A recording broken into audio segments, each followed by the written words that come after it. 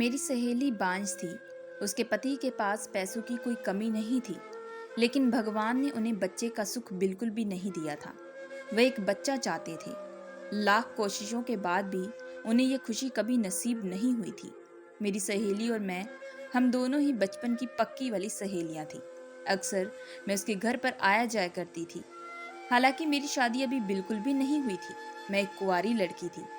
लेकिन एक रात मेरी सहेली मुझे रोते हुए कहने लगी कि मैं उसके पति के साथ अपने संबंध बनाऊं ताकि उन्हें बच्चे का सुख मिल सके। हालांकि इस बात को सुनकर मैंने कई बार इनकार भी किया, लेकिन अपनी सहेली का दुख मुझसे बिल्कुल देखा नहीं जा रहा था। दूसरी तरफ मेरी सहेली ने मेरी मुसीबत के टाइम पर भी काफ़ी बार मदद भी की थी। इसी वजह से मैंने मजबूरी में आकर अपनी सहेली की बात को मान लिया। लेकिन अब धीरे धीरे मुझे उसका पति हैंडसम लगने लगा। वह दिखने में हट्टा कट्टा था। मैं पहली बार किसी मर्द के करीब हुई थी। इसी वजह से अब मैं उसे दिलो जान से चाहने लगी थी। उसके पति को देखकर कोई भी औरत उस पर फिदा हो सकती थी, और मैं तो थी ही मामूली सी लड़की।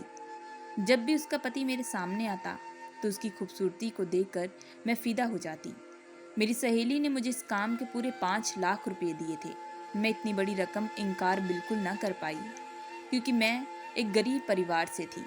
मेरे घर में माता पिता और 2 छोटी बहनें रहा करती थी। इसी वजह से मजबूरी में आकर मैंने अपनी सहेली की बात को मान लिया था। लेकिन धीरे धीरे उसके पति पर मेरी जो नीयत थी वह खराब होने लगी थी। मैं उसे दिलो जान से चाहने लगी थी। मेरी सहेली ये काम अपने पति से छुप छुपा कर करवाना चाहती थी। वह अपने पति को बिल्कुल भी नहीं बताना चाहती थी, क्योंकि इससे पहले भी उसने कई बार अपने पति से इस बारे में बात की थी, और इस बात पर उसके पति बहुत ही ज़्यादा गुस्सा हो चुके थे। मेरी सहेली ने यह काम करने के लिए मुझे पहले ही सावधान करके रख दिया था। वह अक्सर रोज रात को अपने पति को सरप्राइज देती थी। इसी वजह से वह अक्सर रोज रात को अपने पति की आंखों पर पट्टी बांधकर उस पर प्यार लुटाती थी। लेकिन इस बार उसने मुझे अपने पति के कमरे में भेज दी। उस वक्त उसके पति की आंखों पर काले रंग की पट्टी बंधी हुई थी। वह बिल्कुल भी नहीं समझ पा रहा था कि अभी उसके कमरे में उसकी पत्नी नहीं बल्कि उसकी बचपन की सहेली रागिनी है। मेरी सहेली का पति दिखने में बेहद हैंडसम था। जैसे ही बंद कमरे में मैंने उसके बदन को छुआ तो मुझे एक अजीब सा एहसास होने लगा। मेरे दिल में एक हलचल सी महसूस होने लगी। फिर मेरी सहेली का पति मुझे अपनी पत्नी समझकर मुझ पर प्यार लुटाना शुरू कर दिया। हालांकि इस काम में मैं भी उसका बखूबी साथ दे रही थी। मैंने उसकी बंद आंखों में ही उस पर खूब प्यार लुटाना शुरू कर दिया। लेकिन तभी उसके पति ने मुझ पर अपनी ताकत लगानी शुरू कर दी, और फिर उसने मेरे साथ कुछ ऐसा किया जिसे रात भर मेरी चीखें निकल चुकी थी, क्योंकि वह पूरे जोश के साथ। मैं बिहार के एक छोटे से गांव में रहती हूँ। हम लोग एक मिडिल क्लास फैमिली से बिलोंग रखते हैं। मेरे घर में माता पिता और 2 छोटी बहनें भी थी। मैं घर में सबसे बड़ी बेटी थी। मैं अपनी जिंदगी में कुछ रिश्तों में इस तरीके से उलझ चुकी थी जहां से निकल पाना मेरे लिए बड़ा ही मुश्किल होता जा रहा था। मजबूरी में आकर मैंने ऐसे काम किए जिसे सुनकर आपके रोंगटे खड़े हो जाएंगे। बचपन से ही पिताजी ने बड़ी मुश्किल से मुझे पाल पोस कर बड़ा किया था। मेरे घर में मुझे रागनी कहकर बुलाया करते हैं। मुझे बचपन से ही आदमी जात से बहुत ही ज़्यादा नफरत थी। वह इस वजह से क्योंकि मेरे पिताजी बचपन में दारू में नशे में चूर रहा करते थे, जिसकी वजह से वह मेरी माँ को बहुत ही ज़्यादा मारा पीटा करते थे। उस वक्त माँ बहुत ज़्यादा दुख झेला करती थी। मैं सबसे बड़ी थी। इसी वजह से मैं उन दिनों को आज तक कभी भूल नहीं पाई। फिर एक दिन मेरी नानी ने आकर मेरी माँ को अपने घर हमेशा के लिए ले जा चुकी थी। हालांकि माँ भी इन सब से परेशान हो चुकी थी। उनके माता पिता के घर जाने के बाद माँ को मेरी चिंता सताने लगी। मेरे नाना नानी अक्सर माँ को कहा करते थे कि वह दूसरी शादी कर ले, क्योंकि इससे मुझे भी पिता का नाम मिल सकेगा। और एक अकेली औरत के लिए आज के दौर पर एक बच्चे को संभाल पाना बड़ा ही मुश्किल काम होता है। इसी वजह से माँ ने फिर से अपने माता पिता के कहने पर दूसरी शादी कर ली थी। मेरे दूसरे पिताजी तो थे, वह इतना पैसा नहीं कमाते थे, लेकिन उन्होंने मेरी माँ को बेहद खुश रखा था। माँ को कभी भी वह कोई चीज़ की तकलीफ नहीं पहुँचाते थे। लेकिन मैं उनकी खुद की औलाद नहीं थी। इसी वजह से वह अक्सर मुझ पर अपना प्यार बिल्कुल भी नहीं लुटाया करते थे। अक्सर वह अपनी दूसरी बेटियों पर ही अपना प्यार लुटाया करते थे। उन्हें एक पिता का प्यार देते थे, उनकी ज़रूरतों को पूरा करते थे। माँ भी ये सब देखती तो उन्हें भी काफ़ी तकलीफ होती। लेकिन मेरी नानी हमेशा उनसे कहती जो मिल रहा है उसी में खुश रहना चाहिए। ज्यादा की लालच बिल्कुल नहीं करनी चाहिए। अगर रागनी को दामाद जी प्यार नहीं करते तो कोई बात नहीं, वैसे भी वो उसे तकलीफ तो नहीं दे रहे, और तुम्हें भी, बल्कि तुम सभी बच्चों के लिए वो जी जान से मेहनत करते हैं। इसी वजह से माँ भी इस बात से चुप हो जाया करती थी। मुझे पढ़ने लिखने का बेहद शौक था, लेकिन पिताजी ने बस अपनी दूसरी बेटियों को ही पढ़ाना चाहते थे। माँ ने भी मुझे आगे तक पढ़ाने की कोशिश की, लेकिन इतना पैसा ना होने की वजह से अक्सर वह मुझे बहुत प्यार से समझाया करती थी। ये सब हालात देखकर मुझे मर्द जात से नफरत होने लगी थी, क्योंकि जो मेरे पहले पिताजी थे उन्होंने माँ के साथ बहुत गलत किया था। उसे मैं आज तक बिल्कुल ना भुला पाई। अगर आज वो सही रहते तो शायद आज मुझे मेरे पिता का प्यार मिलता।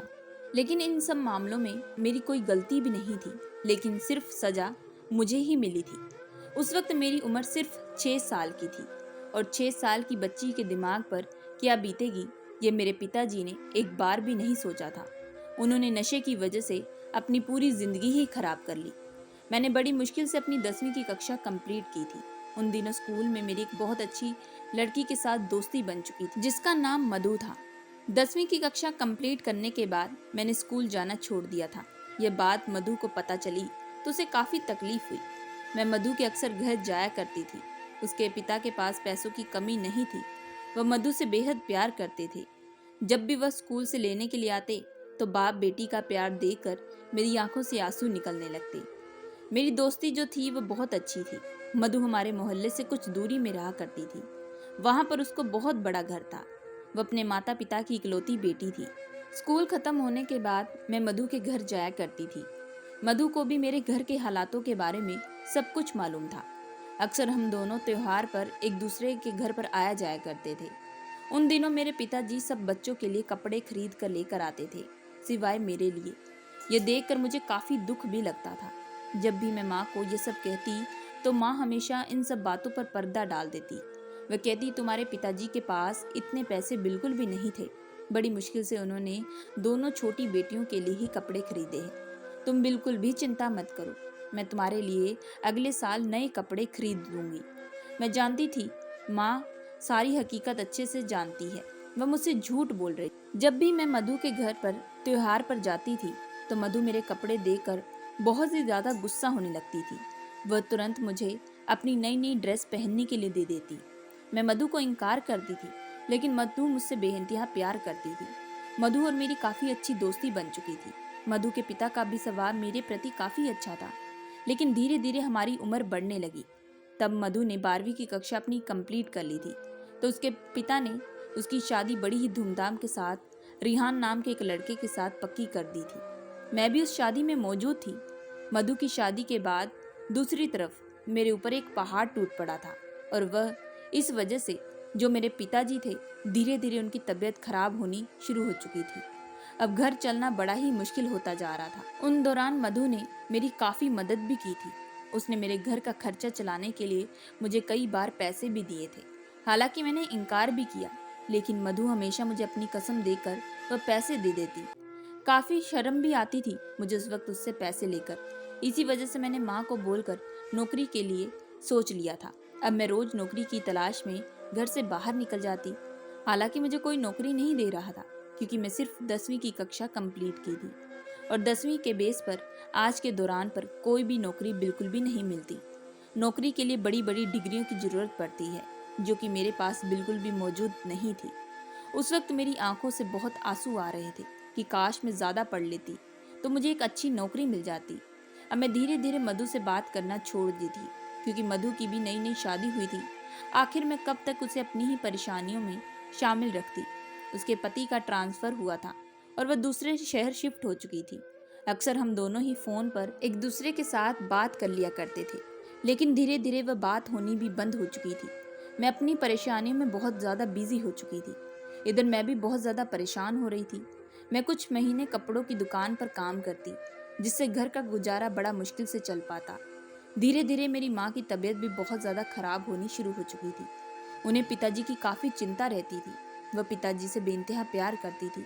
बेशक मेरे पिताजी ने मुझसे कभी प्यार नहीं किया था, लेकिन आज उनकी ऐसी हालत देखकर मुझसे बिल्कुल भी रहा नहीं जाता था।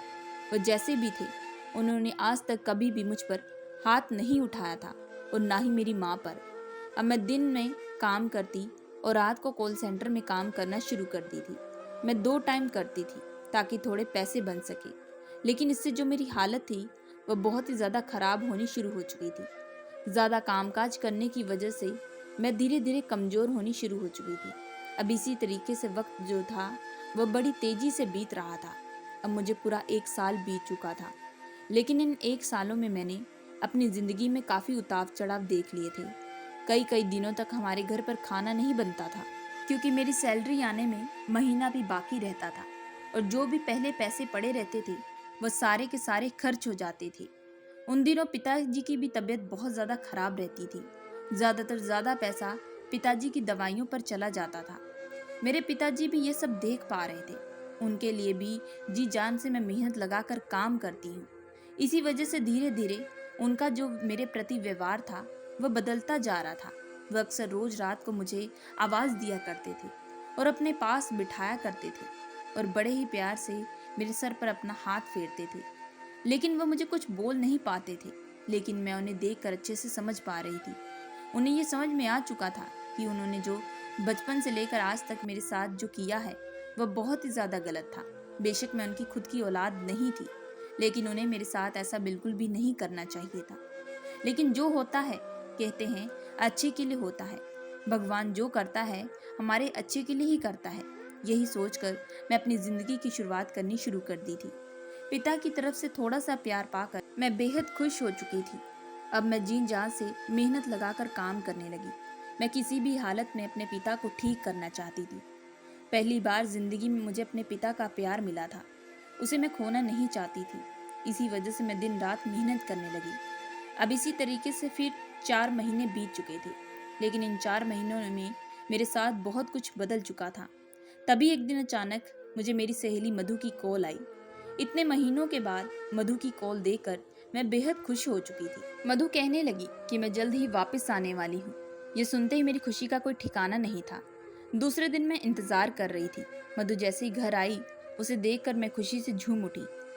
हम दोनों ने काफी घंटे तक एक दूसरे से बातें की थी। मैंने मधु से भी पूछा कि तुम तो अपनी जिंदगी में बेहद खुश होगी, तुम्हारी तो नई नई शादी हुई थी, तुम्हारा जीवन साथी तुम्हें हमेशा खुश रखता होगा, इसी वजह से तुम्हें कभी डिस्टर्ब मैंने नहीं किया। ये सुनते ही मधु कहने लगी कि अरे ये सब बातें छोड़ और तू बता कैसी है। मैंने मधु को अपने सारे घर के हालातों के बारे में बताया कि उसके जाने के बाद मैंने अपनी जिंदगी में क्या उतार चढ़ाव देखे थे। मधु ये सारी बातें सुनकर काफी उदास हो चुकी थी। वह कहने लगी कि भगवान जल्द ही सब कुछ ठीक कर देगा, तुम चिंता बिल्कुल भी मत करना, लेकिन तुम हिम्मत बिल्कुल भी मत हारना, तुम बहुत ही ज्यादा बहादुर लड़की हो। मधु की बातें सुनकर अब मुझे काफी ज्यादा मोटिवेट महसूस हो रहा था। फिर मधु ने मुझे कहा कि तुम एक बार मेरे घर पर जरूर आना, हम दोनों वहां पर खूब इंजॉय करेंगे और मैं तब तुम्हें अपने पति से भी मिलवाऊंगी, क्योंकि शादी के बाद आज तक मैं तुम्हें अपने पति से बिल्कुल भी नहीं मिलवा पाई थी। शादी के बाद से तो मैं अपने पति के साथ दूसरे शहर शिफ्ट हो चुकी थी। मुझे भी मधु की ये बात ठीक ही लगी थी। इसी वजह से मैं इस बात पर इनकार न कर पाई। मैं शाम को मधु के घर कुछ फल लेकर जा चुकी थी। मैं उसके घर खाली हाथ बिल्कुल भी नहीं जाना चाहती थी, क्योंकि मैं नहीं चाहती थी उसका पति यह कहे कि यह कितनी गरीब लड़की है, यह पहली बार अपनी सहेली के ससुराल आई है और वह भी खाली हाथ। घर जाते ही मेरी सहेली के पति रिहान ने दरवाजा खोला था। वह दिखने में काफी हट्टा कट्टा था। वह मधु का काफी अच्छे से ख्याल रख रहा था। उसका पति काफी फ्रेंडली मुझसे बातें भी कर रहा था। उसे मिलकर मुझे काफी अच्छा भी लगा था। वह मधु को टाइम टाइम पर खाना और दवा भी दे रहा था। उसे देखकर मेरा भी मन करने लगा कि काश मेरा भी पति ऐसा ही हो, जो मेरी भी देखभाल करे, मुझ पर खूब प्यार लुटाए, मेरे सुख दुख को बांटे, क्योंकि जिंदगी में अकेले दुख झेल झेल कर मैं काफी थक चुकी थी। तभी उन दौरान विहान मुझे कहने लगे कि तुम अपनी सहेली मधु को अच्छे से समझाओ, ये खाने पीने पर बिल्कुल भी ध्यान नहीं देती और टाइम टाइम पर दवाइयाँ भी नहीं लेती। जब मैंने उसके मुंह से दवाइयाँ शब्द सुना तो ये सुनकर मैं हैरान रह चुकी थी। तभी मैंने मधु से पूछा, आखिर बात क्या है, किस चीज़ की दवाइयाँ चल रही है, तुम्हारी तबीयत तो ठीक है ना। मेरे सवालात सुनकर मधु हंसते हुए कहने लगी कि अरे रागनी, इतनी बड़ी बात नहीं है, बस मेरी तबीयत थोड़ी ठीक नहीं रहती है, इसी वजह से रेहान हमेशा मुझे दवाइयाँ देते हैं। मैं आखिर कब तक दवाइयाँ खाती रहूँगी, मैं भी दवाइयाँ खा खा कर बोर हो जाती हूँ। लेकिन जब मैंने फिर से दोबारा मधु से वजह पूछी तो मधु मुझे कहने लगी, वजह मैं तुम्हें बाद में बताऊंगी, तुम ये सब बातें छोड़ो। पहली बार तो तुम मेरे घर आई हो और इतने सारे सवालात करने लगी हो। इन सब बातों पर ज्यादा ध्यान मत दो, ये सब छोड़ो। मैंने खाना बहुत बनाया है। उसके बाद हम दोनों ने मिलकर रात का डिनर किया। मधु के साथ मैंने मिलकर काफी खुश थी। मधु के साथ अपने सुख दर्द बांटकर मुझे काफी अच्छा महसूस हो रहा था। दूसरी तरफ उसका जो पति था वह भी काफी अच्छा था, लेकिन कहीं ना कहीं मुझे मधु में थोड़ी परेशानी सी लगने लगी थी। उसने मुझे वजह बिल्कुल भी नहीं बताई थी, आखिर उसे किस चीज की दवाइयाँ खानी पड़ती थी। लेकिन मैं मधु को फोर्स बिल्कुल भी नहीं करना चाहती थी। मैं चाहती थी कि वह खुद खुशी खुशी मुझे सब कुछ बताए। इसी वजह से मैंने इस बात पर ज्यादा जोर नहीं डाला। अक्सर मैं रोज काम करने के बाद मधु से मिलने के लिए उसके घर पर आया जाया करती थी। लेकिन तभी एक दिन अचानक मुझे मधु कहने लगी कि रागिनी, मुझे तुमसे बहुत जरूरी काम है। मधु ने जिंदगी में पहली बार मुझसे मदद मांगी थी। इसी वजह से मैं उसे इनकार बिल्कुल भी नहीं करना चाहती थी। मैंने तुरंत उससे पूछा और कहा कि तुम जल्दी से बताओ, मैं तो सब काम करने के लिए तैयार हूँ, तुम बस जल्दी से बताओ। तभी मधु ने मुझे एक ऐसी बात कही जिसे सुनकर मेरे पूरे रोंगटे खड़े हो चुके थे। मेरे पैरों तले जमीन खिसक चुकी, क्योंकि मधु ने कहा कि मैं उसके पति के साथ अपने संबंध बनाऊं। ये सुनते ही मैं तुरंत मधु पर चीख पड़ी। मैंने कहा कि तुम्हें शर्म आनी चाहिए, तुम मुझे ये काम कैसे करवा सकती हो। तभी मधु मेरा हाथ पकड़कर कहने लगी कि तुम मुझे गलत बिल्कुल भी मत समझो रागिनी, मुझे तुम्हारी बहुत ही ज्यादा जरूरत है। मैं तुम्हें बताना चाहती हूँ कि शादी के बाद मैंने कैसी जिंदगी जी है। उस वक्त मधु की आंखों में आंसू आ रहे थे। मधु को तकलीफ में देखकर मुझे भी काफी तकलीफ हो रही थी। वो मुझे कहने लगी, शादी के बाद मैंने कई बार ट्राई किया, लेकिन मुझे बच्चा बिल्कुल नहीं हो रहा था। अब मेरी शादी को पूरा 2 साल बीतने वाला था। आस पड़ोस के लोग, मोहल्ले वाले बार बार मुझसे बच्चों के बारे में पूछते हैं, लेकिन हमेशा मैं उनसे झूठ बोल देती हूँ। हालांकि मेरे पति मुझसे कभी भी इस बात के लिए फोर्स नहीं करते, लेकिन मुझे ऐसा लगता है कि मुझ में एक ऐसी कमी आ चुकी है जिसकी वजह से मेरे पति को भी आगे चलकर शर्मिंदगी उठानी पड़ती है, क्योंकि मैं अपने पति को बच्चे का सुख बिल्कुल भी नहीं दे सकती थी, क्योंकि मैं एक बांझ औरत थी। ये सुनते ही मेरे होश उड़ चुके थे। उस वक्त मेरी आंखों से आंसू आने लगे। यह बात सुनते ही मैंने तब भी मधु को इनकार किया था। मैं ये काम बिल्कुल भी नहीं करना चाहती थी। लेकिन तभी मधु फिर से मुझ पर जोर डालने लगी, कहने लगी कि मैं इस काम के बदले तुम्हें पूरे 5 लाख रुपए दूंगी। तुम बिल्कुल भी इनकार मत करना, इससे तुम्हारे घर के हालात भी बेहतर हो जाएंगे। मैं तुम्हें पैसे देकर बिल्कुल भी लालच नहीं दे रही, मैं बस तुम्हारी मदद करना चाहती हूँ और उसके बदले तुम भी मेरी मदद कर दो। मैं बस इतना ही चाहती हूँ। अगर मैं अपने पति का किसी और लड़की के साथ संबंध बनाती हूँ तो शायद कल को मेरा पति मुझे तलाक भी दे सकता है, वो मुझे छोड़ भी सकता है, लेकिन तुम पर मुझे पूरा भरोसा है। यह कहते ही मेरी सहेली कहने लगी, अब तुम ही मेरी उम्मीद हो, इस बात पर तुम बिल्कुल भी इनकार मत करना। लेकिन अब मैं अपनी सहेली को क्या जवाब देती। अब मैं खुद ही एक बड़ी दुविधा में फंस चुकी थी। मैंने उससे कुछ दिन का वक्त मांगा। अब मुझे दिन रात मधु की बातें ही सताने लगी थी। मैं कैसे वह सब काम कर सकती थी जो मैंने जिंदगी में कभी सोचा भी नहीं था। लेकिन अपने घर वालों की हालत देखकर मैं काफी परेशान थी। मुझे काफी दुख भी होता था। मैं अपने परिवार को खुश रखना चाहती थी और अब तो मेरे पिताजी भी मुझसे धीरे धीरे प्यार करने लगे थे। इसी वजह से मैं अपने पिताजी को भी जल्द से जल्द ठीक करना चाहती थी, उन्हें अच्छी खुराक देना चाहती थी। इसी वजह से मैंने मजबूरी में आकर अपनी सहेली मधु की बात को मान लिया था। लेकिन मैंने तभी मधु से पूछा कि मैं ये काम कैसे करूँगी और कल को मैं प्रेग्नेंट हुई तो दुनिया वाले मुझे क्या कहेंगे। मधु के पास पैसों की कोई कमी नहीं थी। उसने मुझे कहा कि जब तुम प्रेग्नेंट हो जाओगी तो कुछ महीनों के लिए मैं तुम्हें अपने फार्म हाउस में भेज दूंगी। वहाँ पर मेरे बहुत सारे खास नौकर हैं जो तुम्हारी सेवा करेंगे, लेकिन तुम फिक्र बिल्कुल भी मत करना। उन दौरान मैं तुम्हारे घर पर हर एक चीज की सुविधा दूंगी, उन्हें कभी भी कोई चीज की परेशानी बिल्कुल भी नहीं आने दूंगी। जब बच्चा हो जाएगा तब तुम बच्चे को मेरी गोद में देकर वापस अपनी जिंदगी में चली जाना। तुम्हें मैं बिल्कुल डिस्टर्ब नहीं करूंगी, किसी को भी तुम पर शक नहीं होगा। मुझे भी मधु की बात ठीक लगी थी, लेकिन तभी मैंने पूछा, तुम्हारे पति के करीब मैं कैसे जाऊंगी। ये सुनते ही मधु कुछ सोचने लगी, फिर कहने लगी, मैं अक्सर अपने पति को रोज रात को आंखों पर पट्टी बांधकर उन पर प्यार लुटाती हूँ। इसी वजह से मैं पहले से ही उनकी आंखों पर पट्टी बांध दूंगी और उसके बाद तुम्हें उस कमरे में भेज दूंगी ताकि मेरे पति को बिल्कुल भी शक बिल्कुल ना हो। लेकिन तुम्हें याद रखना है कि तुम्हें मेरे पति के सामने बिल्कुल भी कुछ नहीं बोलना। अगर मेरे पति ने तुम्हारी आवाज़ सुन ली तो उसे पूरा शक हो जाएगा। मैं अपने पति को कोई तकलीफ बिल्कुल भी नहीं देना चाहती। मैं उनसे बेइंतहा प्यार करती हूँ। मैं बस एक बच्चे का सुख चाहती हूँ। मधु की बात अब मुझे समझ आ चुकी थी, लेकिन अब दिल में काफी ज्यादा घबराहट हो रही थी। पसीने छूट रहे थे मेरे। लेकिन अब मुझे ये काम करना था, क्योंकि मैं अपने परिवार को खुश देखना चाहती थी। रात को जैसे ही मैं तैयार होकर अपनी सहेली के कमरे में जाने लगी, तो मेरी सहेली मधु ने मेरे बदन पर अपना परफ्यूम छिड़क दिया, ताकि उसके पति को यही लगे कि उसकी पत्नी वहीं पर मौजूद है। जैसे ही मैं कमरे में गई तो कमरा पूरा अंधेरे से भरा पड़ा था। मैंने देखा कि रिहान बिस्तर पर बैठकर मधु मधु पुकार रहे थे। मुझ में बिल्कुल हिम्मत नहीं थी। मेरे पसीने छूट रहे थे। मैं कदम बढ़ाते हुए जैसे रिहान के बगल में बैठी, तो रिहान ने मेरे कंधे पर अपना सर रख दिया और कहने लगे कि मैं कब से तुम्हें पुकार रहा था, तुम कहाँ चली गई थी। आज मुझे कुछ अलग महसूस हो रहा है, मुझे ठीक नहीं लग रहा। रिहान की बातें सुनकर मुझे डर लगने लगा था, कहीं उन्हें शक तो नहीं हो गया। इसी वजह से मैंने तुरंत रिहान का हाथ पकड़ लिया, ताकि उन्हें यही लगे कि उनकी पत्नी यहीं मौजूद है। मधु ने सबसे पहले मुझे बता दिया था कि वह काफ़ी रोमांटिक है, लेकिन मुझे बिल्कुल भी रोमांस करना आता नहीं था। लेकिन तभी रिहान ने मुझे अपनी गोद में बिठा लिया और फिर अपना प्यार लुटाना शुरू कर दिया। हालांकि मैं कई बार उससे अपने से दूर कर रही थी, लेकिन तभी वह बीच में कहने लगे, आज तुम्हें क्या हुआ है, तुम मुझसे दूर क्यों जा रही हो। ऐसा लग रहा है कि जैसे मानो मैं किसी और की पत्नी को पकड़ लिया हूँ। ये सुनते ही मेरे दिलों की जो धड़कनें थी वह बढ़ने लगी थी। इसी वजह से मैंने उल्टा रिहान का हाथ पकड़ लिया और फिर कई घंटे तक हमारे बीच वही हुआ जो आखिरकार मधु चाहती थी। मधु की खुशी के लिए मैंने सब कुछ किया था।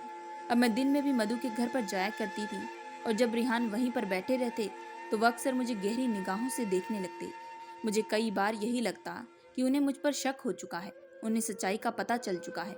लेकिन बार बार मैं इसे अपना वहम समझकर इन बातों को निकाल दिया करती थी। अब मैं रोज रात को रिहान के कमरे में जाया करती, और उस वक्त रिहान की आंखों पर पट्टी बंधी होती। वह बस कमरे में बैठकर मधु का इंतजार कर रहे थे। लेकिन उन्हें बिल्कुल भी नहीं पता था कि मधु की जगह उनकी बचपन की सहेली रागनी वहां पर मौजूद होती है, जो उनके साथ अपने संबंध बनाती है। धीरे धीरे मुझे भी रिहान के साथ मोहब्बत होने लगी थी, क्योंकि जो रिहान थे वह दिल के काफ़ी अच्छे थे। वह हमेशा घंटा घंटा बैठकर मुझसे सिर्फ बातें ही किया करते थे।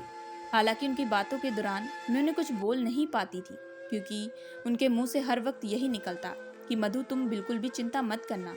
बेशक भगवान हमें बच्चे का सुख बिल्कुल भी नहीं दिया, लेकिन मैं पूरी जिंदगी तुम्हारे साथ ही गुजारना चाहता हूँ, तुम बिल्कुल भी चिंता मत करो।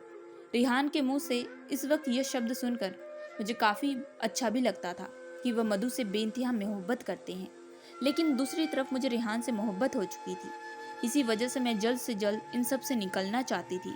मैंने कई बार मधु से भी कहा कि मुझे रोज रात को ये काम बिल्कुल भी नहीं करना, लेकिन मधु कहने लगी कि बस कुछ दिनों की बात है, उसके बाद तुम्हें ये काम बिल्कुल भी नहीं करना पड़ेगा। अब यही करते करते पूरा एक हफ्ता बीत चुका था। इन एक हफ्तों में रिहान को मुझ पर शक होने लगा था, क्योंकि अक्सर वह मुझे कहने लगे कि आखिर तुम आंखों पर पट्टी बांधकर मुझ पर प्यार क्यों लुटाती हो। मानता हूँ कि तुम्हें ऐसा करने से खुशी मिलती है, लेकिन तुम पहले बोलती तो थी। लेकिन अब एक हफ्ते से ऊपर हो चुका है, कमरे में रहने के बावजूद तुम बिल्कुल भी नहीं बोलती। मुझे ऐसा लगता है कि जैसी कि मैं किसी और के साथ हूँ। रिहान के मुंह से उस वक्त ये सारी बातें सुनकर मेरे पसीने छूटने लगे थे। मुझे काफ़ी तकलीफ होने लगी थी। मैं इस वक्त उन्हें छोड़कर कमरे से बाहर निकल गई। मैं सीधा मधु के पास गई और मधु को कहने लगी कि मुझसे यह बिल्कुल नहीं हो पाएगा। तुम्हारा पति रोज रात को तुम्हारे बारे में बात करता है, वह तुम पर पूरा विश्वास रखता है और तुमसे सच्ची मोहब्बत भी करता है। मुझसे बिल्कुल भी ये सब देखा नहीं जाता। मैं उन्हें बिल्कुल भी धोखा नहीं देना चाहती। वह दिल का बहुत अच्छा है। ये सुनते ही मधु रोने लगी, कहने लगी कि तुम बस इनकार मत करो, अब अपनी मंजिल के इतने करीब आ चुकी हो। मैंने तभी मधु से कहा, अब मैं और आगे नहीं बढ़ पाऊंगी, मैं अब जा रही हूँ। तभी मधु मेरा हाथ पकड़ते हुए कहने लगी कि तुम्हारी सहेली मधु को आज बहुत बड़ी परेशानी में है। उसकी आंखों में आज एक अलग तरीके का दर्द नजर आ रहा था, जिसे देखकर मुझे काफ़ी तकलीफ हो रही थी। मैंने तभी मधु से पूछा, आखिर बात क्या है, मुझे सच सच बताओ, अब मुझे घबराहट भी हो रही है। तभी मधु कहने लगी कि मुझे भी पता है कि रिहान मुझसे बेइंतहा मोहब्बत करते हैं, क्योंकि आज तक मुझे यही मालूम था कि मैं एक बांझ औरत हूँ और मैं बच्चा नहीं दे पा रही। इसी वजह से मैं तुम्हें ये काम करने के लिए कहा था।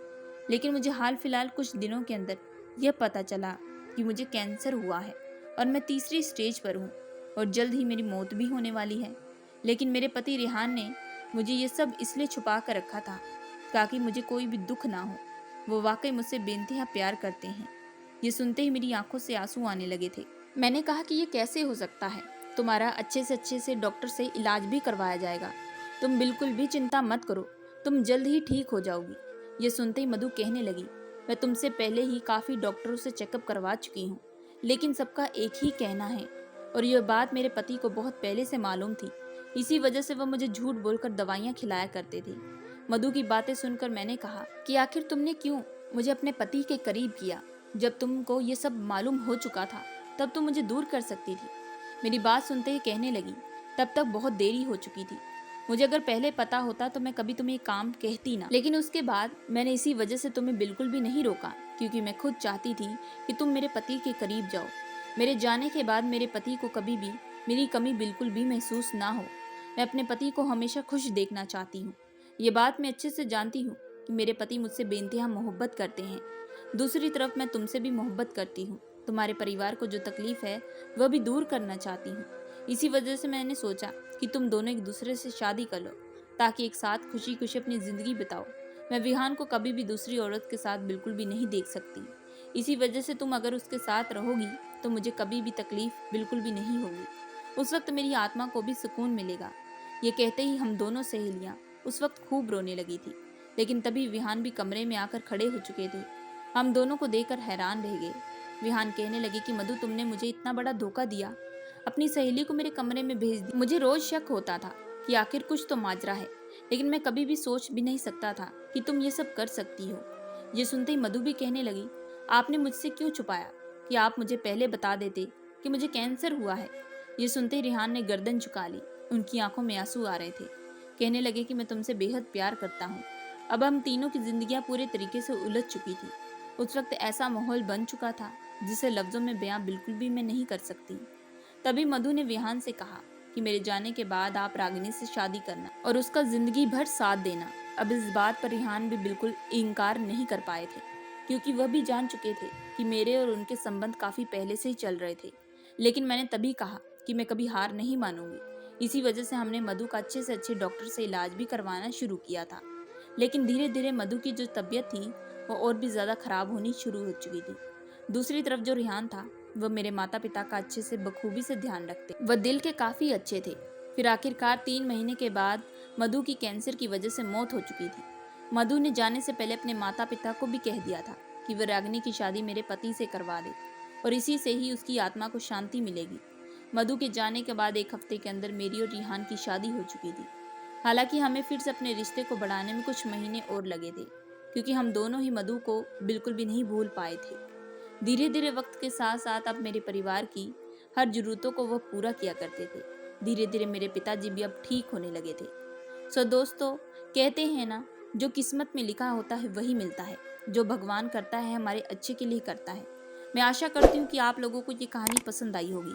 अगर आप लोगों को ये कहानी पसंद आई है तो प्लीज़ हमारे चैनल को लाइक और सब्सक्राइब जरूर करिएगा।